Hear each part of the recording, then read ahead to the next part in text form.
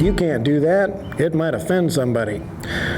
Sorry, Colonel, you can't wear your uniform to your child's school. It might offend somebody. The Homeowners Association says you can't fly that flag because somebody might be offended. Our company received a government grant to repair flood damage. That means that employees can no longer have Christian posters in their cubicles.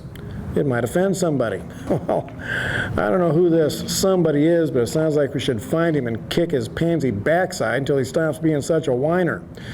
You know, when you think about the people who are targeted by this mysterious somebody, a pattern emerges. The people who are targeted are almost always Christians or patriotic Americans. Why? You don't suppose this could be just another form of liberal bigotry, do you? Leave it to the liberals to practice bigotry while claiming to be tolerant. Well, from now on, when the bigots of the left give us the somebody somewhere might be offended act, let's start demanding the name of someone who was offended. And if they can't give it, then ignore them. And if they do come up with a name, then good. We'll know who to confront. Now, some have suggested that we should point out to the liberals that we are offended by their anti-Christian, anti-American, anti-morality nonsense. It won't work. They don't care if we're offended. The entire purpose of the somebody somewhere syndrome is to silence us. In fact, I believe the left enjoys offending people. Just look at the lifestyles that they shove down the throats of our children. As a Christian Tea Party American, I see two things that are holding us back. One of those is fear of offending somebody. Well, get over it. Winston Churchill said, "You have enemies? Good. Means you've stood for something in your life."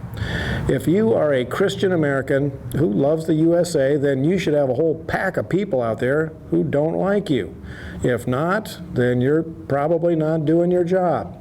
When Europe had rats spreading plague all over the place, they didn't fix it by being nice to the rats.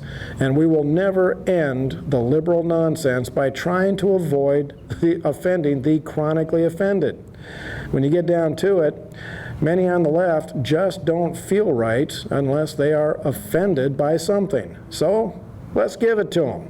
God and country seems to offend them more than anything. So what are we waiting for? Give them both barrels, a blast of New Testament and a blast of the Bill of Rights. Barack Obama says the most beautiful sound in the world is the Muslim call to prayer. What a knucklehead. He's wrong. The most beautiful sound in the world is offended liberals screaming like chimpanzees. So grab your New Testament and your Constitution and go make some noise. This is Wild Bill for America, and if you agree with this message, then please consider becoming a monthly donor. Thank you for watching, and America bless God again.